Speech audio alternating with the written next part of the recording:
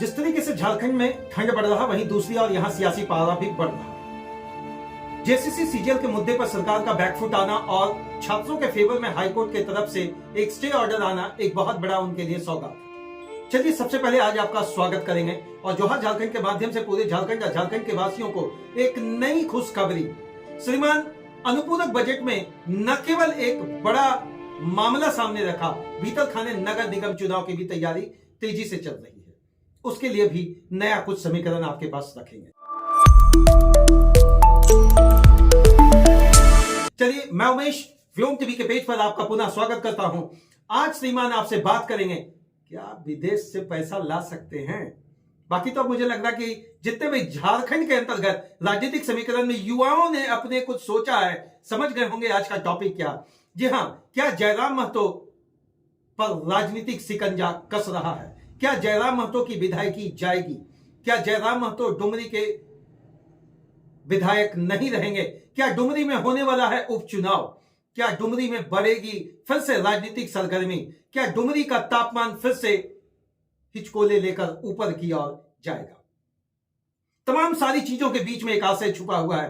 क्या जयराम महतो किसी राजनीतिक हथकंडे के अंतर्गत धारा और उपधारा के हो गए हैं शिकार?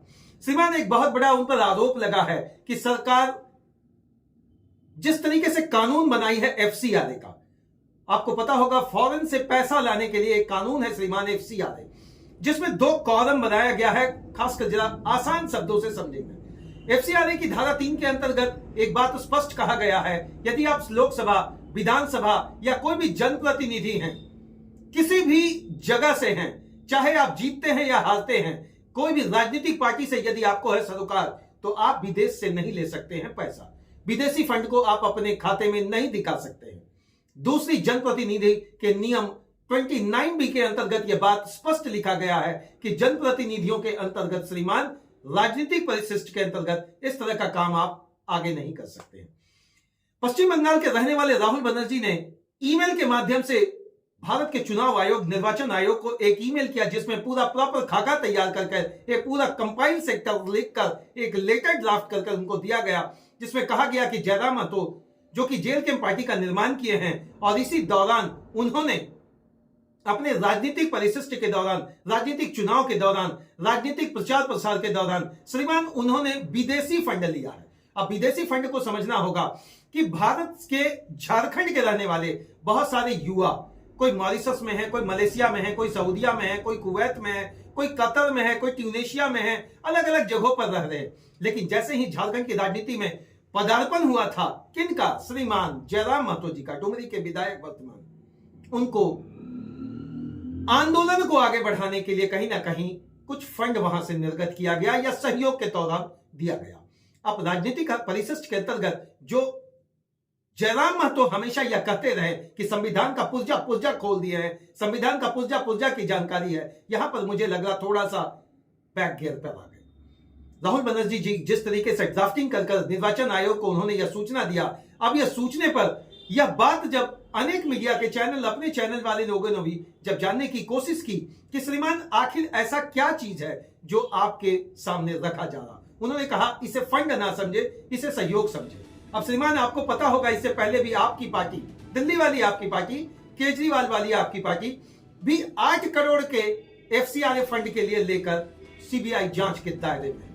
गौरव तलब होना यह बहुत जरूरी है आपको श्रीमान। वर्तमान में जिस तरीके से आप विधायक हैं और विधायकी के पहले वाले चुनाव के प्रचार के दौरान यह फंड आपके खाते में आया, आपके स्पष्टीकरण के दौरान जयराम महतो इस बात को कहते हैं, मैं बिल्कुल हर चीज दूंगा, मैं क्यूआर कोड दूंगा, जिन लोगों का नाम बताऊंगा, जिन लोगों ने मुझे सहयोग किया है राजनीति में, मैं उन लोगों का भी बिल्कुल पूर्ण ब्यौरा ही नहीं दूंगा, बल्कि यदि चाहे निर्वाचन आयोग तो मैं उन्हें वीडियो कॉल पर उनसे बात करवाकर यह स्पष्ट कर दूंगा कि श्रीमान यह एक सहयोग है।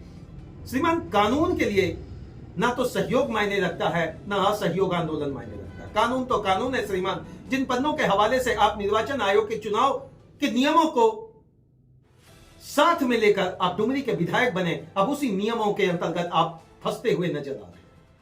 क्या विधायकी जाएगी? जो विशेषज्ञ हैं वो इस बात को कह रहे हैं कि उपचुनाव का बच सकता है बिगुल, लेकिन मुझे लगता है इतनी जल्दबाजी करना थोड़ा सा समझदारी से परे है। निर्वाचन आयोग इसको जांच कर रही है। निर्वाचन आयोग भी इस चीज की पुष्टि कर रही है कि हाँ, जेल कैम के खाते में विदेशी फंड आया। अब इसको विदेशी फंड कहे या विदेशी सहयोग कहे, जो एफसीआरए का रूल्स धारा 3 कहता है वो यही कहता है, भैया आप 1 रुपया भी लाएं, क्योंकि उसमें सीमा निर्धारित नहीं किया गया है। विदेश से अगर 1 रुपया भी लाते, 1 करोड़ भी लाते, 10 करोड़ भी लाते हैं, तो यह एफसीआरए के रूल्स के अंतर्गत आएगा और किसी राजनीतिक पार्टी के पास यह कदापि नहीं हो सकता। राजनीतिक परिशिष्ट से जुड़े हुए कोई भी व्यक्ति, सांसद, विधायक या राजनीतिक दल से जुड़े हुए कोई भी सुप्रीमो विदेश से फंड नहीं ला सकते, क्योंकि राशि का सीमा तय नहीं है। ऐसे में क्या कुछ होने जा रहा, अब मैं तो स्पष्ट कर रहा हूं कि जैसे ही राजनीतिक आगाज हुआ था जेल कैंप का, जैसे ही जयराम महतो ने राजनीति की घोषणा कर दी थी बलियापुर के हवाई पट्टी से, उसी समय से मैंने स्पष्ट इस बात को कहा था, श्रीमान हनुमान गिर तो राजनीतिक पार्टियां आप पर लगाएगी। अब आपको समझना पड़ेगा विशेषज्ञों के माध्यम से कहां चूक हो गया। अब इसको आप चूक समझे, अब इसको अगले गलती से माफी समझे। क्या चुनाव आयोग इसको किस तरीके से देखता है, लेकिन मैं तो एक बात आपको स्पष्ट कर रहा हूं कि श्रीमान कुछ ना कुछ तो भीतर खाने चल रहा है। अब केंद्र सरकार और राज्य सरकार इस पर क्या कुछ कहेगी, यह तो मुझे लगता स्पष्ट नहीं। विपक्ष इसको किस तरीके से घेरेगा, यह तत्काल अभी किसी प्रकार विपक्ष के रूप में बात नहीं रखा गया, लेकिन सोशल मीडिया के पन्नों पर बड़ा तेजी से यह बात वायरल हुआ और यह कहा गया कि श्रीमान आप कानूनी शिकंजे में फंस गए। इसलिए मैं कहता हूं ओवर कॉन्फिडेंस कभी कभी नुकसान पहुंचा देता है। उसी ओवर कॉन्फिडेंस के अंतर्गत जिन 2 धाराओं के अंतर्गत श्रीमान आप पर अब शिकंजा कसा जाना है, यह बतौर है कि शिकंजा कब कसा जाएगा, क्या 1 महीना, 1 साल या कार्यकाल पूरा होने तक यह कानून का पचड़ा चलता रहेगा। एमएलए एमपी एक्ट के अंतर्गत अब कानूनी कार्रवाई के लिए श्रीमान निर्वाचन आयोग ने बोकारो के उपायुक्त को एक चिट्ठी लिखा है, जिसमें जांच करने की बात कही गई है। उपायुक्त के द्वारा निर्देश दिया गया है वहां के लॉ एंड ऑर्डर सिस्टम पर। अब क्या कुछ होगा, थोड़ा सब्र रखकर जानने की कोशिश करें। क्या डुमरी का बिगुल पुनः बजेगा? मुझे लगता है कि राजनीतिक पचड़ों के अंतर्गत अगर विश्लेषणात्मक तरीके से इन चीजों को समझेंगे तो जयराम महतो शिकंजे में जरूर हैं। जब तक उनकी बात पूरी तरह से स्पष्ट होकर निर्वाचन आयोग उनको क्लीन चिट नहीं देती, तब तक जेल कैंप के सभी समर्थक कहीं ना कहीं मन में एक थोड़ा सा संशय जरूर बना रहेगा। मैं उमेश, मेरी तो एक ही कोशिश है श्रीमान, अगर झारखंड और झारखंड की बातों को लेकर कोई व्यक्ति आगे बढ़ता है, चाहे वो किसी पार्टी से हो, किसी दल से हो, किसी समाज से, किसी गोतिया, किसी जगह का रहने वाला हो, इतना तो तय है कि संविधान के पन्नों का पुर्जा ना सही, लेकिन कानूनी पचड़ों से बचने के लिए श्रीमान चुनाव के नियमों को जरूर जानने की कोशिश है। बहुत बहुत धन्यवाद आप सभी का। चुनाव की प्रक्रिया के अंतर्गत क्या कुछ होगा, अब सारी निगाहें भारतीय निर्वाचन आयोग पर टिकी हुई है और क्या कुछ विश्लेषणात्मक तरीके से माननीय बोकारो के उपायुक्त महोदय की तरफ से यह बात निर्वाचन आयोग तक रखा जाएगा, सब्र का विषय है। तब तक आप सभी को झारखंडी जोहार, और अगले सेगमेंट में जरूर आपके पास रखेंगे क्या कुछ झारखंड की राजनीति के अंतर्गत कैबिनेट मिनिस्ट्री बंटने के बावजूद भी काम का खाका अभी तक तैयार नहीं हुआ। तब तक के लिए जोहार झारखंड।